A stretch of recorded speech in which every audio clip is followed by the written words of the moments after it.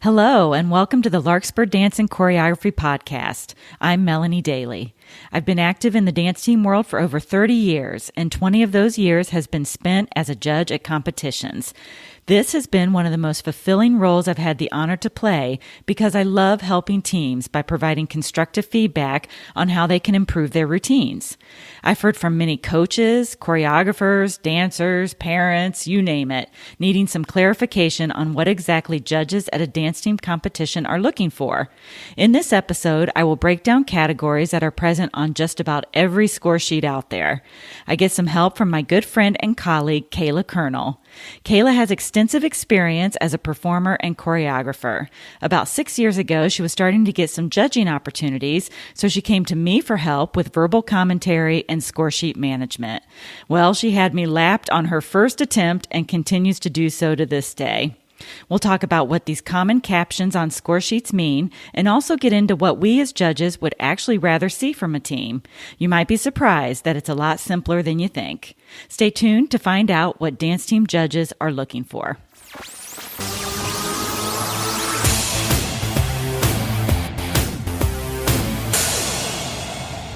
Hi, Kayla.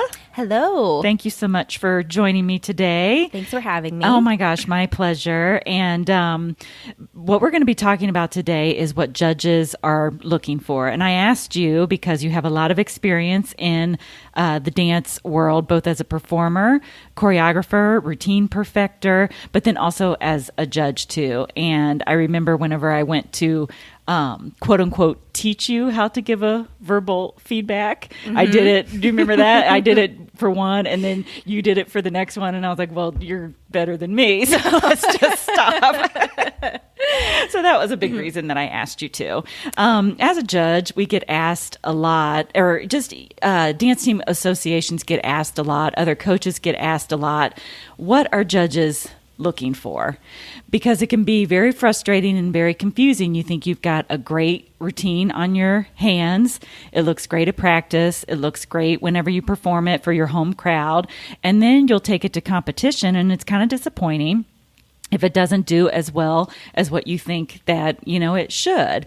And you'll get back that score sheet or you'll get back verbal commentary and you just don't know, really, I thought that was pretty good. What is it exactly that they're looking for? So what I've done is I went to a lot of professional companies that have competition, their score sheet. You can find that stuff online.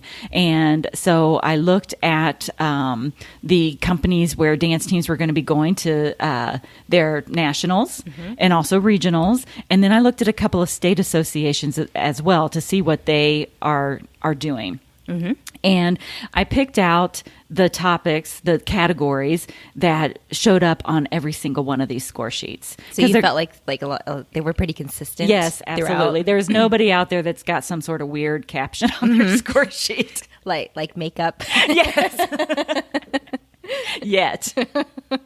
Stay tuned for the KC Classic. Maybe we will put a makeup category on there and just you fill out that score sheet.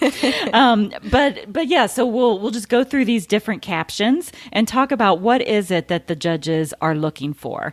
The first one, well, before I dive into that, I would say, so that you don't have, as a coach or as a choreographer, so that you don't have any weird surprises, if you're taking a routine to a competition, look at the score sheet. You should be able to find that online. If not, call up the contest director and they will be more than happy to share that information with you. And then analyze the score sheet. And when I mean analyze the score sheet, you just basically use your math. What categories are worth the most points? And if you want to start getting, better and getting higher scores, really focus on the categories that are worth the most points.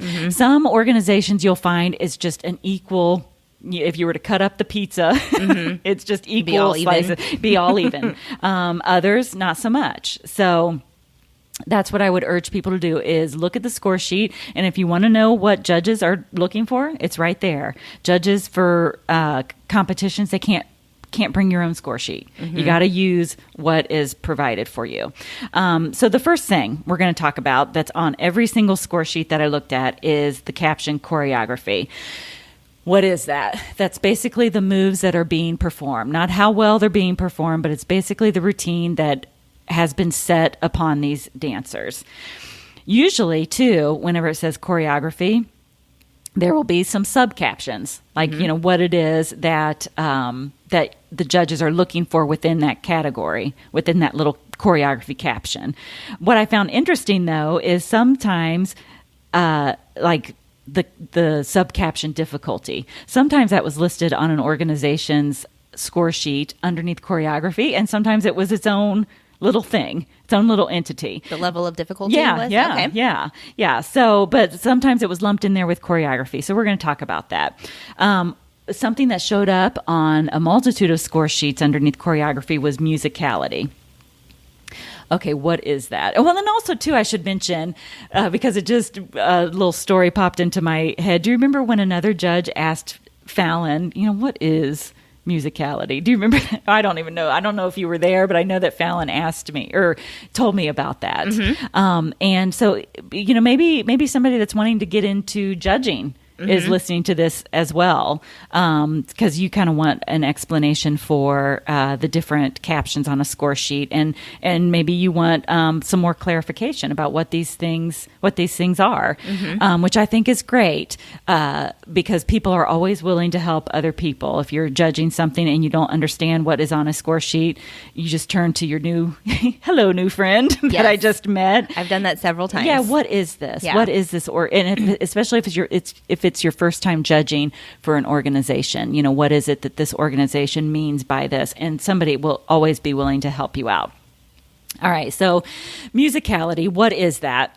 It's basically, if something has good musicality, it's a routine that when it's done, it's almost like they brought that piece of music to life. Like they,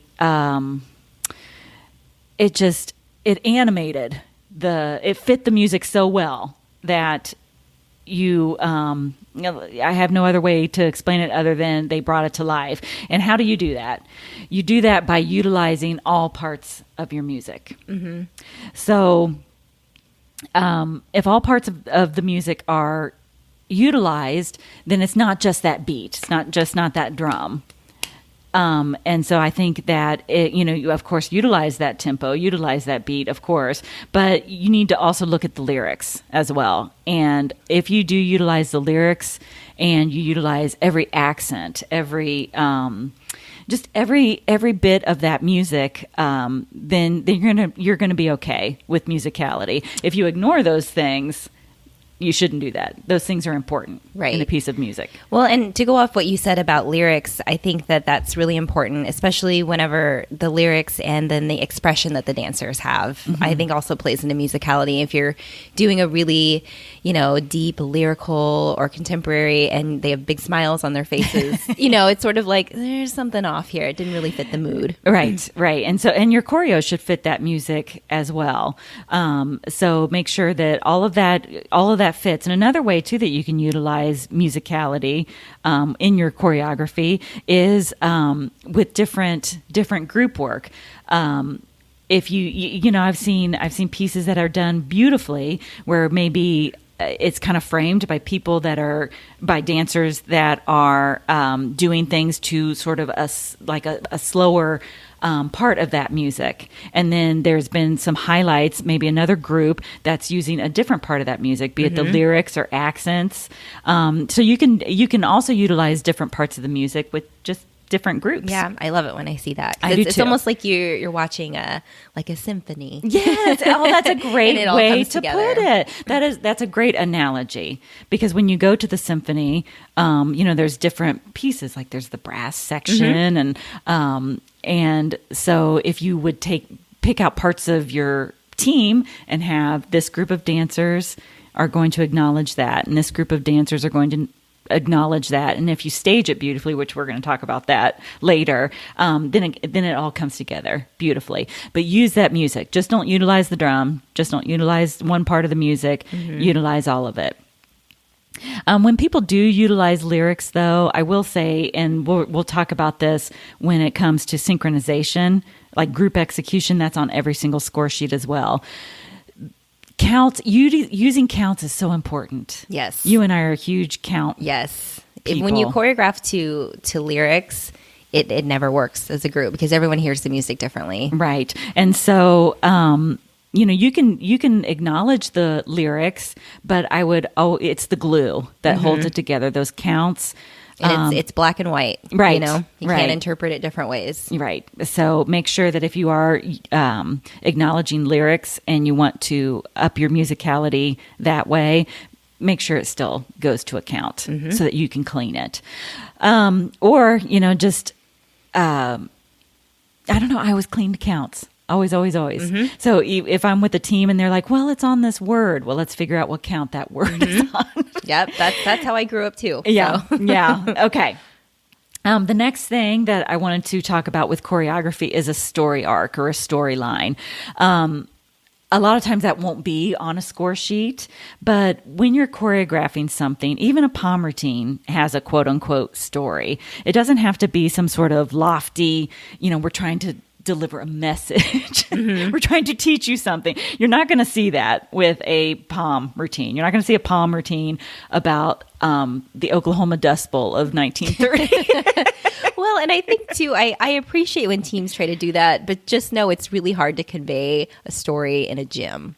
Right. Usually or on a stage, because there's lights and the setting might not be quite right for it. Sometimes it gets, I don't know, kind of weird whenever it is in a gym, whereas if it was on that stage with a backdrop and lights or whatever, yes, great. But I think dance team people are good too, and dance team judges especially are good about blocking out the basketball lines and the basketball goals and watching those dancers. And I've seen a lot of beautiful things executed on a basketball court during a dance team competition. But what I mean by story, not necessarily something that you want to teach. I'm talking about events within your routine. So like we're taught in English class, you have your introduction and then you kind of have this build, and then in the plot there's like the climax, and then it kind of goes down, and then there's that resolution of conflict, and then it ends. So I don't know that I would apply that to a dance team routine, because that building up to that climax, you might get a little bit bored. But your story for your routine basically is strong beginning, strong ending too, to kind of wrap it up. I especially love it too whenever the beginning is acknowledged. You know what I mean? Like I love it whenever they kind of end the same way that they began. That's great. You don't have to though, but certainly acknowledge this is the beginning, have a strong opening, certainly acknowledge this is the end. What do we have in the middle? I don't know that the climax needs to be right at the very middle of that routine. It's almost like there needs to be highlights. There needs to be something cool kind of happening within that first 30 seconds. You know what I mean? If not, you're going to lose me. And you don't necessarily need to use all your good stuff right at the beginning. But if something cool can happen, strong opening within that first 30 seconds, the middle part of the routine should not lag either. Like don't, this is where we're going to do our, You'll execute your skills. And, right. Arms but do it in a nice way. Do it in a way that is going to entertain, and is going to be visually appealing, and is going to show off the skills and technique of your team. So yeah, that's basically what the story has to be there. And again, I don't want to see a bunch of palm routines about the Hindenburg disaster. That's not what I'm talking about. I do actually really love your analogy about the beginning, the middle, and the end, because even if, like Melanie was talking about how you get all your good stuff at the beginning and then you will do more of your technique at the end. I know that I've looked at routines before where it's been trick, trick, and it's executed well, but I feel like at the end I didn't see you dance. And so I like the way that you put it of how to arrange that in a routine. Right, how to incorporate those wow moments, because certainly you want to use that. If you have, and that's another thing I'll tell teams, if you have a skill within that team, even if it's just one or two girls and it's cool, use it. Yeah, use it. But how are you going to, but do it in a way that it's not going to be just like this checklist. Well, we did this. Now we did this. Now we got that over with. Now we, well, because this other team did that, well, look at us. Now we're going to do this too, But and it has to fit the music, and it has to just flow nicely too. And that if you pay attention to that story, quote unquote story, and where you place things, then you'll be able to do that. Okay, another thing that you see a lot of times under choreography on score sheets is variety. Okay, what does that mean? That doesn't mean all of a sudden we're going to tap dance and then we're going to do ballet and then, hey, let's throw some acro in there. I would like to see that routine. It basically means, you can have variety within one genre, within one thing. Like you can have variety in pom, and you can have variety in jazz. It just means levels. Like have some of the action going on down low, have some of it going on up high. It also means different layers. So you could have one thing that looks like this going on at the same time as something that looks different. And it also means group work. And that they could be doing the same move, but you started on 1. This group starts on 3. This group starts on 5. That's variety. Also, something that I think people forget about when they're talking about variety of choreography is if you're just using 1, 2, 3, 4, 5, 6, 7, 8, and you're not acknowledging and counts, that would be a way that you can switch up the variety. Use those and counts too. It doesn't have to be an entire routine of and counts, but it's just it looks different whenever those and counts are utilized.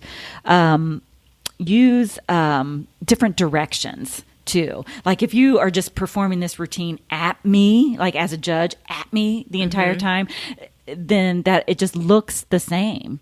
So add some variety by facing different directions and doing things within that dance on the floor, not just at us, the audience, the entire time. Put some ripples in there. I love a good ripple. I do too. And put visuals in there as well, and that will up your variety too. Also, too, it kind of depends on the style of the routine. So, variety in pom, obviously, you're not going to want to put down your poms unless it's like a mix routine. In Missouri, we have this weird thing called mix, and I think NDA does that too. But I think they call it team performance, where it's like 3 styles kind of crammed into one. Yeah, like routine. Jazz, pom, and kick. Right. Yeah. Right. So, that kind of has built-in variety because you're doing different stuff within that minute and a half or 2 minutes, whatever it is that your time limit is. But what I mean by, variety in pom, you're not going to want to put down your poms. And this is our hip hop section. Now let's pick up our poms again. But you can do different, certainly different styles of movement within that pom routine. You can even throw in some kicks. Lots of people will throw in a kick line for a pom routine. They'll throw in some floor work, which is fantastic. They'll throw in a lift. Great. They'll throw in some, some pirouettes, which, years and years ago, oh my gosh, we would never do that. It's almost like pom was very drill team, where you'd have, big fat ripples that would take a day and a half to complete or whatever. And it was just sort of like walking around and now we're going to make this picture and now we're going to make that picture. So, putting in those elements that used to belong just to jazz, is really powerful too in your different styles. Okay. So the next thing we're going to talk about with choreography is flow. If, it's good choreo when those transitions are choreographed. And what I mean by transitions is not just moving from one formation to another. I'm talking about how you get from thing to thing, from event to event, from moment to moment, from wow moment to wow moment. So if your routine is kind of getting dinged on choreo, if the choreo you've been told it needs to be upped a little bit, it might not necessarily be the events, the moments. it might be how you're getting there. So if your routine looks like a series of starts and stops, address those transitions. If it if it's just a checklist of now we did this, now we did that, and that also too, transitions is an opportunity to artistically and visually move from one thing to another. I feel like, and I know that transitions is something that we'll talk about later too, but as a judge, I feel like transitions is one of the biggest struggles that I see with teams. And I like the way you put it if it's start and stopping. It might be a good routine, but it's like, we did this and it was good. Now we're going to move here and we're going to do this. And then we're going to move here and we're going to do this. And I also think it's one of the hardest things to choreograph. It is, because I think as a choreographer, you come in there and you're so excited about your stuff, your moments. And then we're going to do this. Well, how are we going to get there? I don't know. We'll figure it out. We'll figure it out. But oh my God, would you guys just please do this lift? And we will worry about that later. Speaking of lifts, that's another place where as a judge, I see a lot of drop in the action. Like, it's almost like you can see on the lift group's face as they're getting ready to set it up. They're like, oh God. And somebody forgot to choreograph something for them there. It's like, now we move to this lift. Now she's up. Now we just kind of drop her and look at her. So make sure that lifts are choreographed from beginning to end. Choreograph something so that it's not just this big drop in, like if you ever have a moment where some dancers could really like put one finger up at the audience and say, just a sec. We're setting this up. I mean, that's basically what I see as a judge when there's nothing artistically choreographed there. It's just like, wait a minute, just bear with us for a second. Oh, look at this lift. Wasn't that cool? Okay, now we're just going to drop her and stare at her. And then we're all going to dance en masse. So make sure that you acknowledge that you're going to have to somehow camouflage that setup. And it's great too when it comes out of nowhere. Instead of, now we're going to walk 4-6 counts. Yeah. And now we're going to lift her. Add some arms there so that then it just looks like they're coming together and that lift comes out of nowhere. And then acknowledge when you put her down, put the flyer down. Somehow maybe all of us could come together. I've done that a lot when we're all going clean a routine. I just know when there's a lift, I might have to do some cleanup when they put her down, because they'll drop her and there's like this weird pause. Let's choreograph something there for the one that's not the flyer, or the ones that are not let's all kind of come down with her. And then if it's right with the music, it looks really nice too when they burst out of it and then join them, instead of, well, we did the lift and now we're kind of killing time by standing there and now we'll join in. So make sure that it flows, all of it, and that it's not just starts and stops. Make your transitions something that are danced through. So, and also too, make sure that you don't always utilize the same walking transition. I see that a lot in POM. Yeah. Like they'll add the arms, or they'll do the little shaky thing, or they'll roll their palms. That's cool. I mean, I'm guilty of utilizing that, but utilize it once in your routine. The other times it needs to be danced through with either with a 3-step turn or shanae leap. And check it out. We're here. We're here at our next thing. It just kind of came along very naturally and organically, instead of now we're marching 4 counts and we're doing, instead of high V, low V, look at us, we switched it up to an L or whatever. Also look at the shapes within your routine too. If your palm movement is nothing but circles, if everything is circular, then add some something that's more linear and boxy too, like your L's and whatever. If you're like constantly circling those palms and your visual effects always look circular. And then the opposite of that is true too. If you guys are very linear, always staying in lines, and our motions are very linear and kind of choppy with the V's and the L's and that kind of thing, then add some different shapes in there as well, not just with the choreo, but with your formations as well. Another thing too that we're going to talk about, okay. All right. So we're going to talk about that in a second with staging. And I did see I have a little note here, so I'll remember to bring that up. All right. So we talked about flow. The next thing on my little list, and I'd like to go in order so I don't forget, the next thing on my little list is creativity and originality. Oh my gosh. This is so hard. It is so hard. Because everything's already been done. I mean, yeah, You know? I know. And somebody's gonna, like there's going to be injuries short of death. These people trying to just do this new and different stuff. But I think what we can strive for is creativity and originality for how it's being done. Like instead of and pushing yourself, like if you did a cool visual or a cool ripple, how can you do that differently this year? Mm-hmm.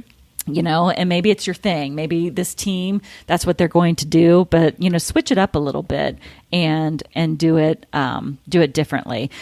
But because you're right, we've seen it. Mm-hmm. Maybe too, maybe bringing back some of that stuff, but in a different way.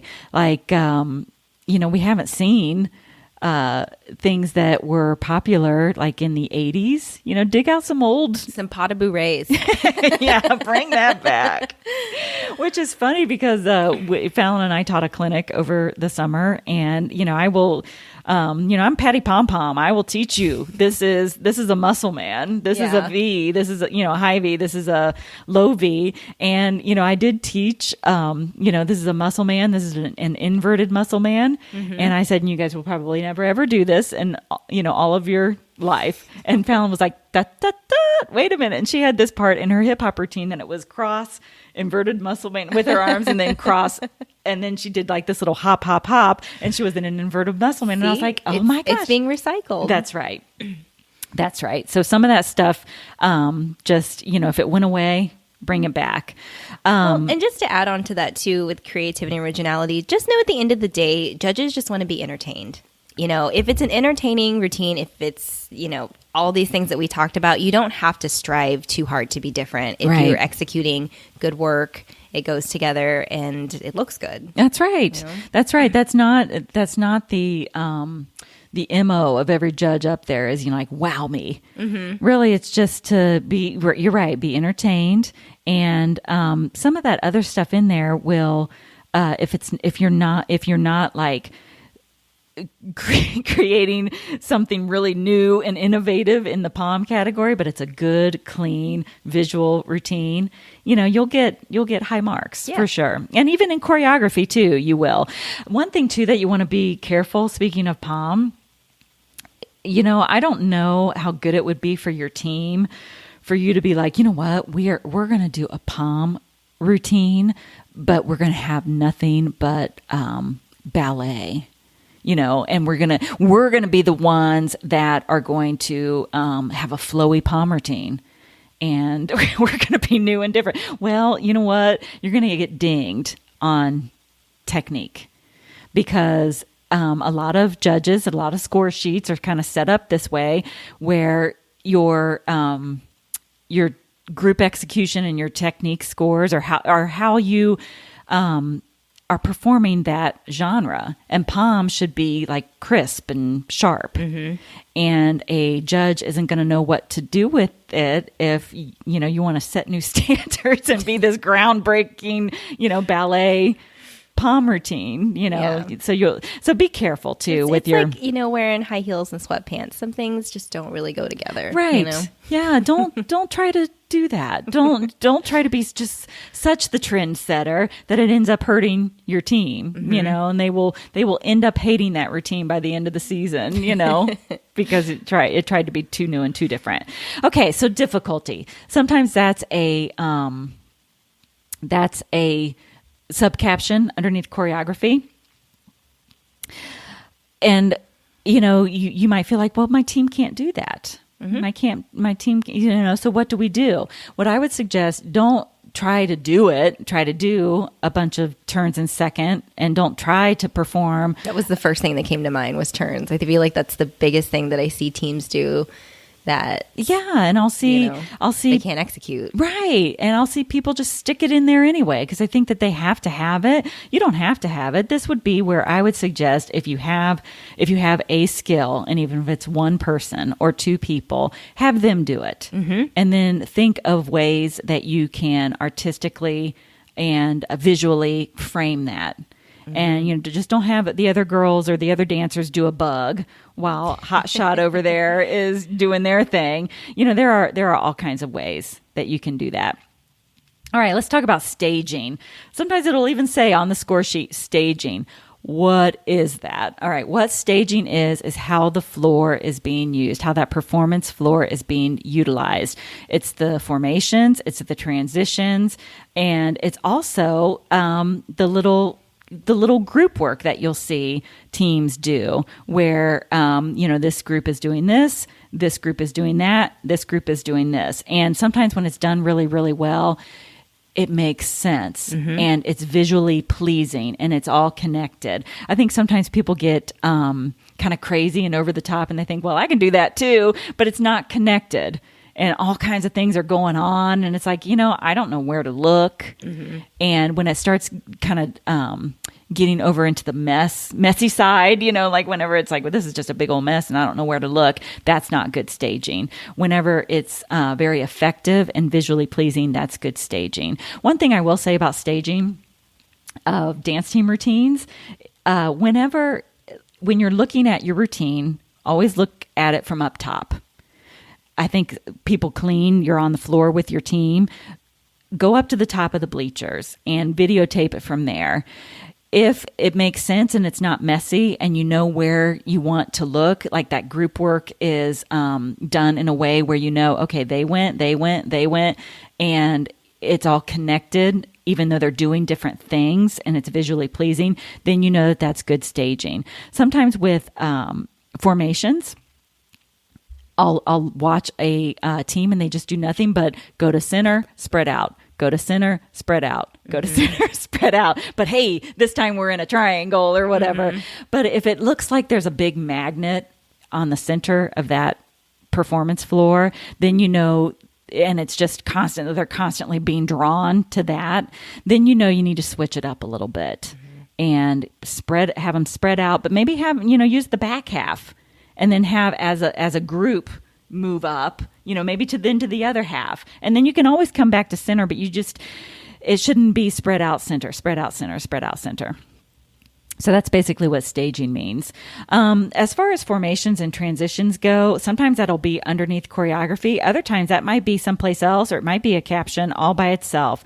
Just make sure, like what we talked about earlier, that it's seamless, that they should just come out of nowhere, not, just a second. Let's set up this next formation, and then we'll get back with you and start dancing once we're in our new spot. When we're ready. Right. So if it ever looks like that, then you need to switch it up and get and dance through those transitions and make it so that it's not, just a second. Let's regroup and we'll get back to you. Also look at your shapes. Look at your shapes of your formations. I'm a huge fan of, it can be lopsided, but there needs to be symmetry. That's whenever that geometry comes into play. Like, you can be off center, but do it on purpose and make sure that it still looks good. Does that make sense? Yeah, it doesn't look like it was an accident. Right. Yeah. And, make sure that it's, that you're making some good shapes with these dancers. Some people might be like, I only have 9. Well, that's okay. You can still spread out that 9. Don't put them in the 4 corners. Make sure that they're still kind of connected to each other. Like if you're going to make a big long line with your 9 girls, make sure that they, can touch each other instead of I'm going to make a big long line. You're going to be over there at this goal. The other one is going to be over there at the other goal, because then you don't know where to look. But if it's a line with 9, it's still going to look good, and you're still going to elongate that with your small team and do that different shape. But it's just when they can relate to each other as dancers still, and not way clear across, like you're in the back 40 and I'm here, that's not using your floor well. Okay. And then also to make sure that choreography has visual effects, levels, ripples, groups, partners, floor works, different directions. Have we covered choreo? I think we have. I think that covers everything. Okay. Yeah. All right. So then let's talk about another caption that we'll see on a score sheet, and that's technique and execution. What that means is how well the moves are being performed. And correct technique is different for different styles of routines. Correct technique for pom is certainly different than correct technique for hip hop, correct technique for jazz. You know what I mean? Like it's just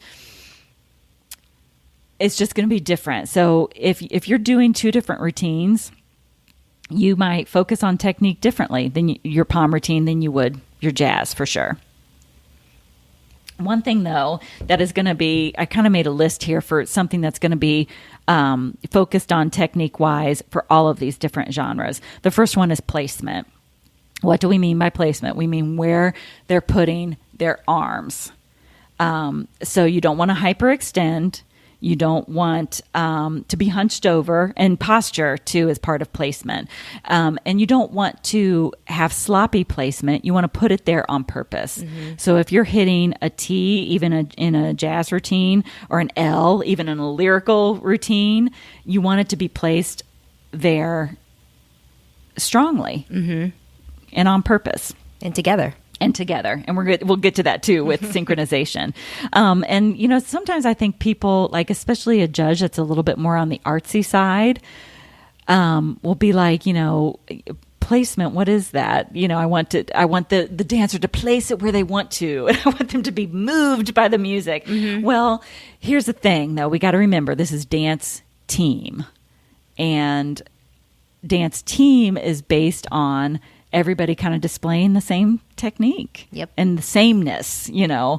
And if you want to if you want to kind of mix things up a little bit and not judge on synchronization and not judge on proper technique, well, maybe you're needed over there on the solo side, right? You know, where synchronization is not really it doesn't come into play. Posture is huge whenever it comes to technique and execution. If you have rounded shoulders and that chin is down, then you're not going to display good technique in any of these. And that's what I wrote down in my little notes here is shoulders. Yes. That's something that I think you and I as a judge, we see a lot. I write on a lot of score sheets of shoulders, like shoulders coming up when you turn, shoulders hunched over. Yes. And like you said, I feel like that's something that's across the board, no matter what. Well, except maybe in hip hop. Maybe hip hop. And something that you're going to hear over and over again with hip hop technique, utilize that torso, and it's usually done with a wide base, and you can get away with a little bit of improper jazz technique and improper pom technique in hip hop for sure, because it's different. It's a different. Well, and it has to be on purpose, and it has, you know, as long as it's improper, but it was improper on purpose, and we can tell that it was on purpose, and it's still strong for sure. That's basically good technique too for any of these, like what you said, on purpose and strong. Okay, completing the moves. I see this a lot with technique and execution, is it's so rushed and they can't fully complete the moves, or they're just kind of slopping through and they're not completing the moves correctly. So make sure when you're looking at, if you're wanting to up your technique and execution scores, look at placement, look at posture, and then look at those moves, and are they done to completion, or is somebody rushing through those, and is somebody slopping through those? Strength and control, that's huge too when it comes to technique.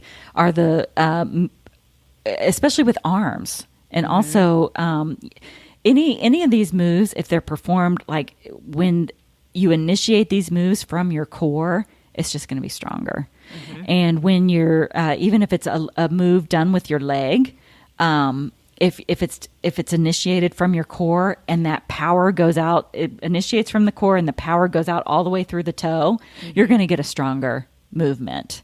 Also, too, thinking about things. I think a lot of these dancers are just going through the motions and they're not utilizing the muscle inside their skull. Like, really think about when you're doing a pom routine, like strong motions. Some of it, I think, initiates from the brain as well. I agree. Not just the core, but think about it and think strength and control all the way throughout. Another thing with control is just not slopping through. And I think some people like the strength and control, it's almost like they're not opposite, but if you have a strong palm motion or a strong arm motion in jazz, make sure it's controlled too. And it's not just like, blah, all over the place. Yeah. It's got to be controlled too, or else it's not going to be done right. Anything else? Go ahead. Two things to add to that on technique. Feet. Oh, yes. Feet is definitely a huge one that I've noticed as a judge. No matter if it's a really strong technical team or one that maybe isn't, feet are always something that I notice. Make sure that they are strong, make sure they're pointed, and make sure they're not sickled. And so I think sometimes that gets lost whenever you're cleaning a routine because you're looking at the pictures, you're looking at the visuals, you're looking at the arms and making sure that they're strong. But feet are glaringly obvious whenever you are, especially when you're sitting up top judging. Yes, that's true. The other thing is turning on the heel. Oh, yeah. They don't stay up on releve. That's something as a judge that I've noticed, like, they did a quad, but half the team did it on their heel. So just to add to that, if they can do a quad, but they can't do it all the way on their toes, that ties back to technique, and that was something that will ding them. Yes. Do a double, do a triple. If they can do that clean, that would be better suited. And, I wonder, sometimes it depends on the judge. They might be like, well, I'm going to give them points in the difficulty of the choreography, but then other judges might be like, no, I'm not, because they are reading that as difficulty performed well. Mm-hmm. Too. Like it's two-sided for them. So I think, always err on the side of performing these skills only to the point of good technique. Mm-hmm. So if you're going to be wobbling around, but you know what? So-and-so has a quad, so we are too. It might end up hurting you if that quad is not performed well. Yes. And focus on what you can do well, for sure. Okay, anything else about technique and execution? I think I'm good. All right, let's talk about synchronization and group execution and what that means. Yay. Yeah, we like this because when simple moves are done all together and by a group of people, by a team, it's so great. Like if you have one person out there doing one move and it's great, it's pretty cool, great, mm-hmm. but the effect is not near what it is whenever you have, like 15 of your friends out there with you, doing that same move, and it's all done the same way. So that's basically what synchronization and group execution is how together are these moves being performed. This, though, gets super duper tedious, cleaning this, and that's kind of what separates the really great routines from the mediocre ones, is taking the time to clean the tiny little nitty gritty details and making sure everybody is doing it the exact same way at the exact same time. So some things to look for here is uniformity across the board. Is everybody hitting that L at the same angle? Mm-hmm. Who's high, who's low, whose, thumb is weird. And it's going to take a lot of time. Rely on video for this too. And the big picture, filming it from up at the top of the bleachers. Spacing is huge here too. Sometimes, every once in a while you might have a separate caption for spacing, but it really goes along with synchronization and group execution. Working on spacing is tedious, right? Well, and it's tough too whenever sometimes you're practicing in a cafeteria and then you're in a gym, and then the lines in this gym are different in the lines in this other gym. Right. And then also too, I think sometimes whenever it comes down to performance, sometimes dancers just, I don't know, they get in their own head and they forget that they're dancing with people. Mm-hmm. And they'll just be concentrating so hard on that one part, but that they forget that they need to be an arm's length away from so-and-so. Mm-hmm. And then also too, during performance, things can happen. And like 80% of the time it was fine in the gym. And then it just takes one step from one person to mess up that formation. So that's one thing too to work on constantly with your dancers is just correcting as performing too. I've seen a lot of routines saved just by one little individual that's like, ooh, I was out of my head for a second and I fixed it, right away and got back into my formation. Another thing I think that coaches and teams don't think about, but as a judge is really, really noticeable from up at the top, is hip and shoulder orientation. So if something is not looking quite right, or some girl, I don't know what she's doing, but she's different, but her arms are fine and her feet are fine. It might be she might be angled just a little bit, and her shoulders and her hips are facing just a slight angle off than everybody else. This happens on leaps, like whenever a group is doing a leap or a jump, like a capizio, or some people call it Firebird, some people call it Tinkerbell. But if their shoulders and their hips are not exactly with everybody else, it just ruins the effect. Right. All of a sudden they look off, and it's not as pretty as if everything is all together. So yeah, it's a chore for sure. But if you work on that, and if you take the time to make sure that everything is just super duper clean, it will elevate your scores and it will elevate your performance. Sometimes we spent a good half hour just talking about the elements of choreography. And so it's huge. It is huge, but this other stuff is just as huge. We will spend the back half hour talking about synchronization, and showmanship and general effect and technique too, because it also might be huge too on your score sheet. If synchronization is a huge part of the score sheet, it's worth the time. Instead of changing up the choreo, I think that's a lot of times what we'll do when we go to clean a routine. If it's not working, we'll switch up the choreo, but then clean it. Right. Or clean what you've been given. Right. And then maybe this will work itself out instead of, spending the entire season switching up that choreo when really the problems could have been solved by working on synchronization. Anything else about synchronization before we move on? The only thing I really have to add is just pretty much reiterating what you said. But, judges, at the end of the day, we want to see a good choreographed routine, but we'd rather see a simple, uniform routine that's very clean rather than something that is really complicated and messy and not synchronized. Right. That's really the only thing I have to add is if it's simple and clean, that would be better than trying to stick a bunch of stuff in there and have it be messy. I agree. And I was just talking about this with someone the other day about how it's always sort of this frantic hustle, like who are we going to get to choreograph this? And then also there's a lot of stress on the choreographer's part too. Like, I hope that, what we're going to be setting on this team is going to be right and whatever. And I just think that a lot of the work to make the routine great can be done after the fact.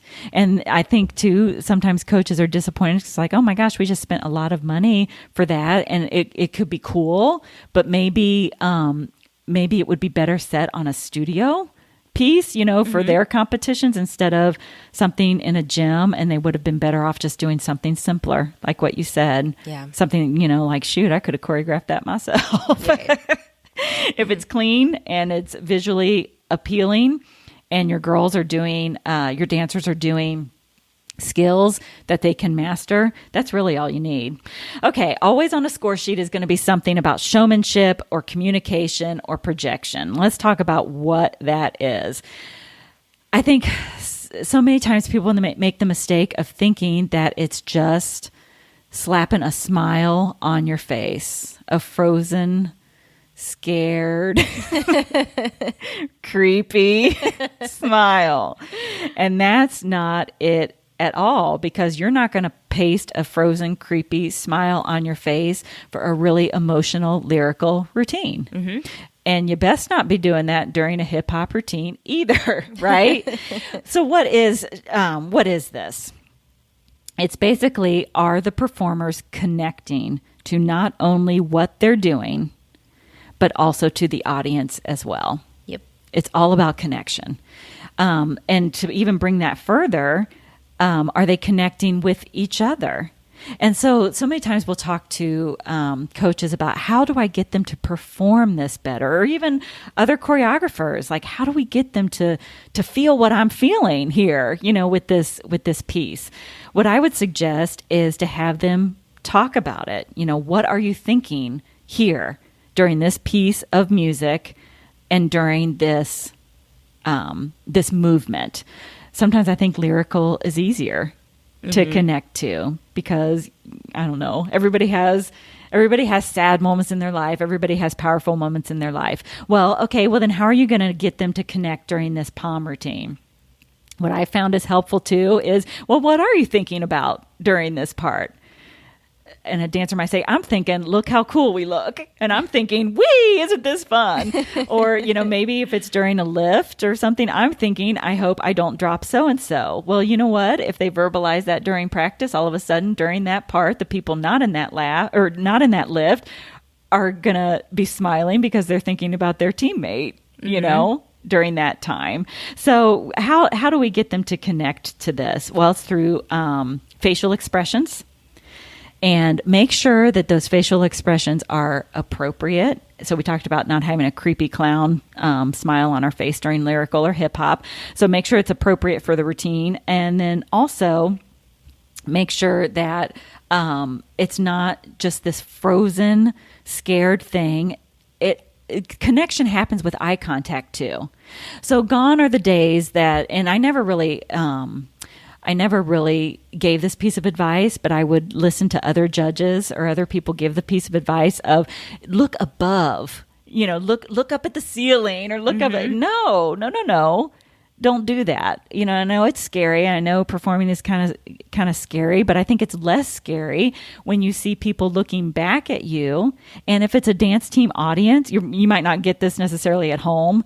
I always say pep rally audiences are the worst because it's for the rest of the student body, and they're just not very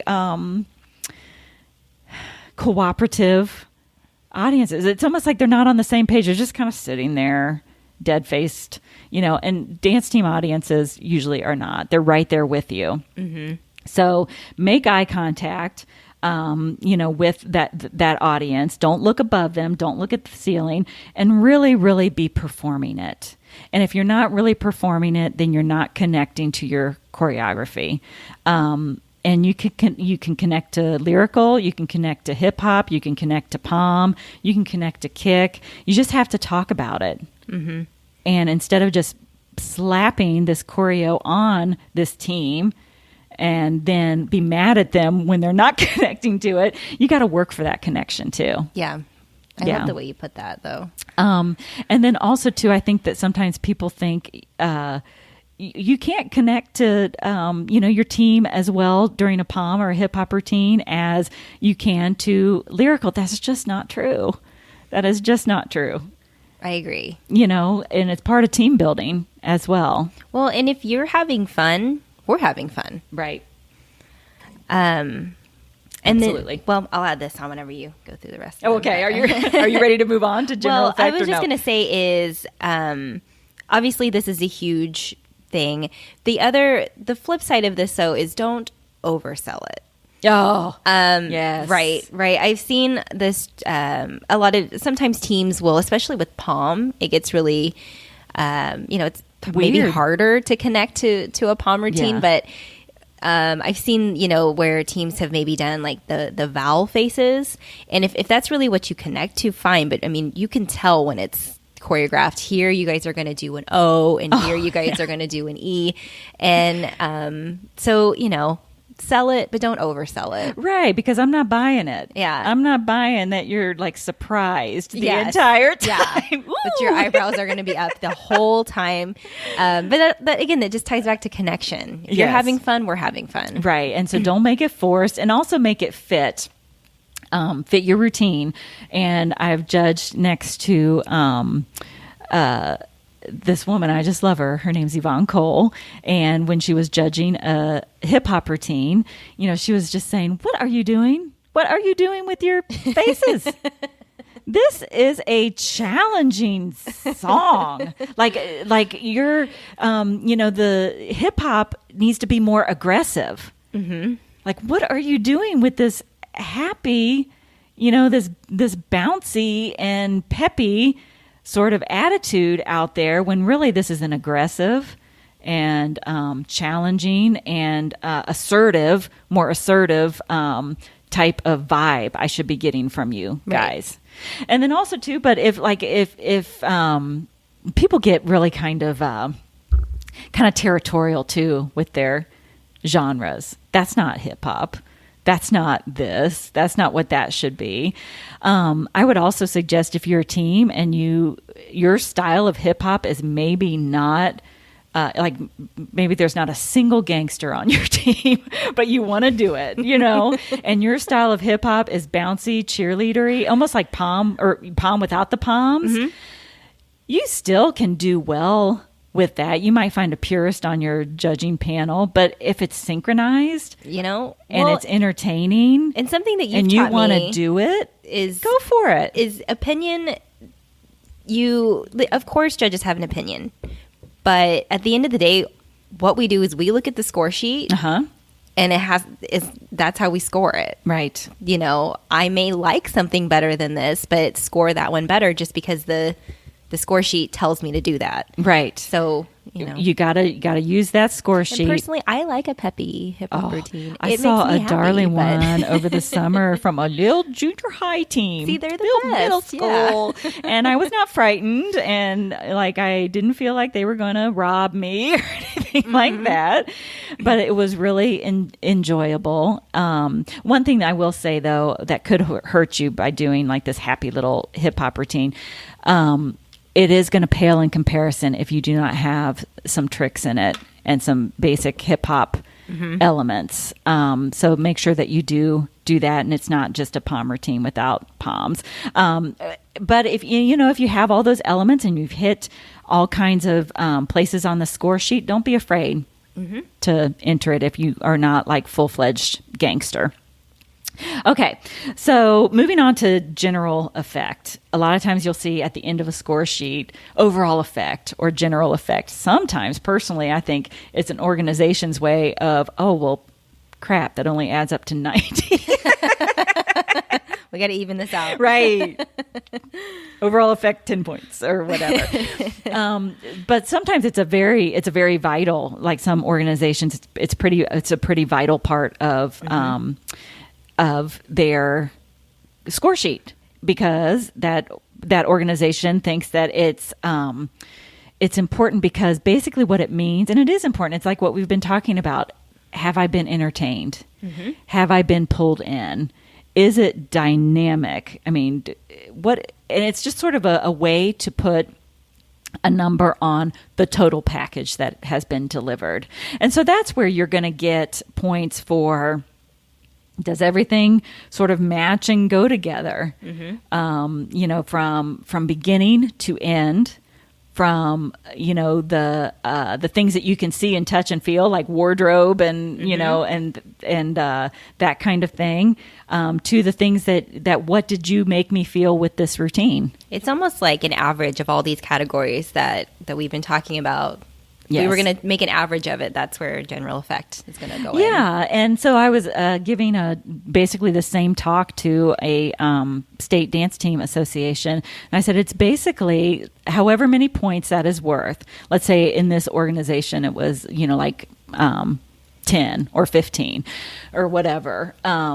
And usually it's not a huge category. Or sometimes general effect or overall effect is lumped into another category. But for this particular dance team association, it was a separate one, and it was like 1 to 10 or 15.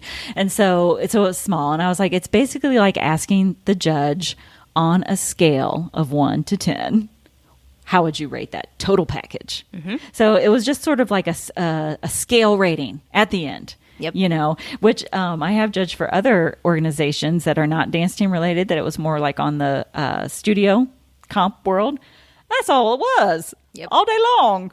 2 different captions of, hey, did that light my fire? 10. Did it not? 6. Right. All day long. Yeah. It was easy. Very, very easy. And so that's it can be equally frustrating on the dance team side because you've got all these different captions. It can be frustrating like as a coach. It can be frustrating as a judge. Like, oh my gosh, can't we just hold up a smiley face or a frowny face?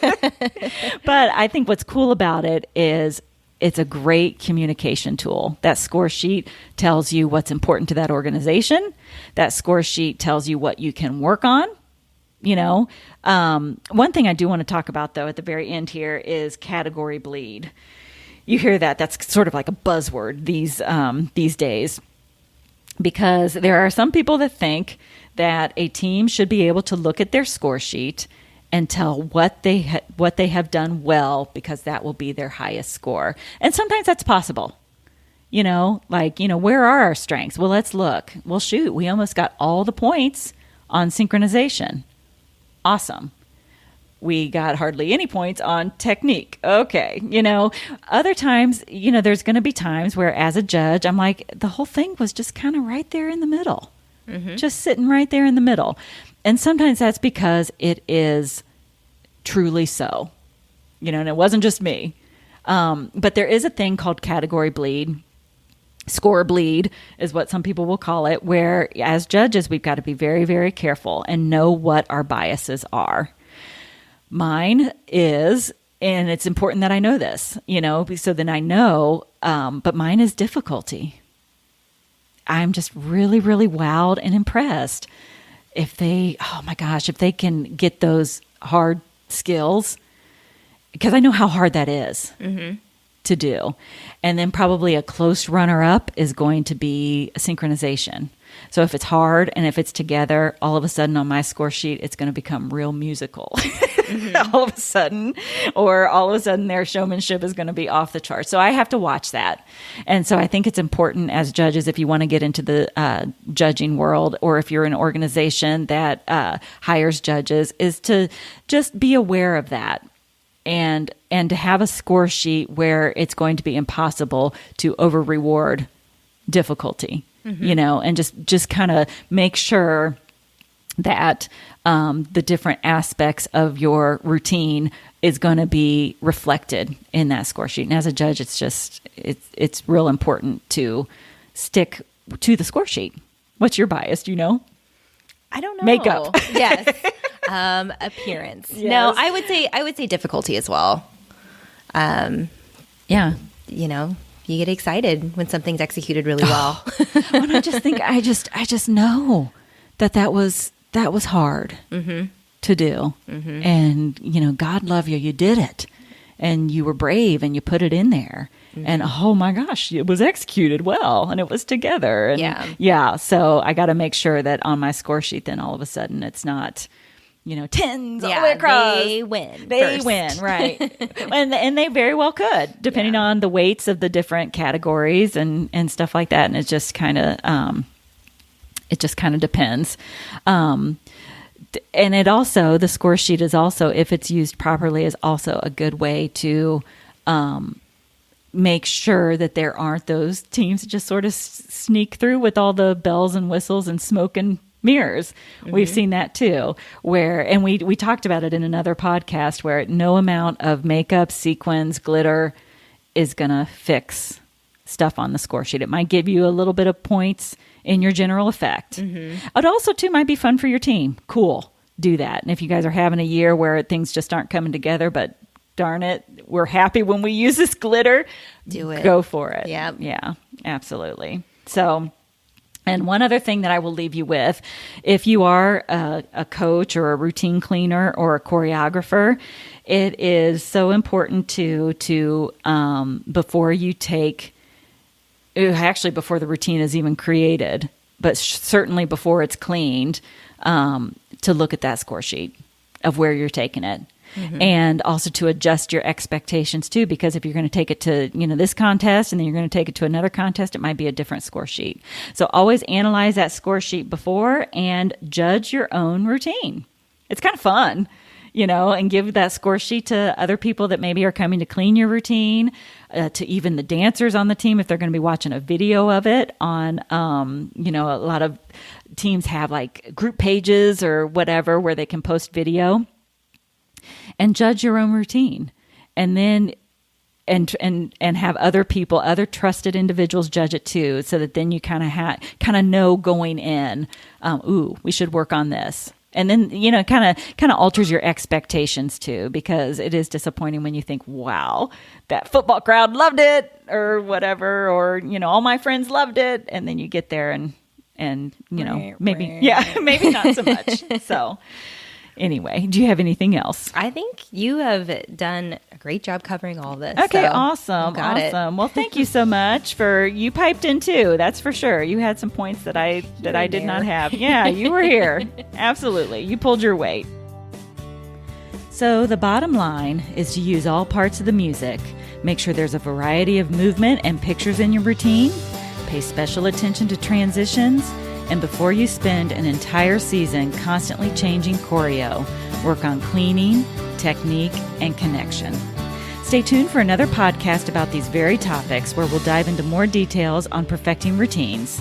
One thing that was mentioned repeatedly that I hoped you picked up on is for you to do what's going to be best for you and your team.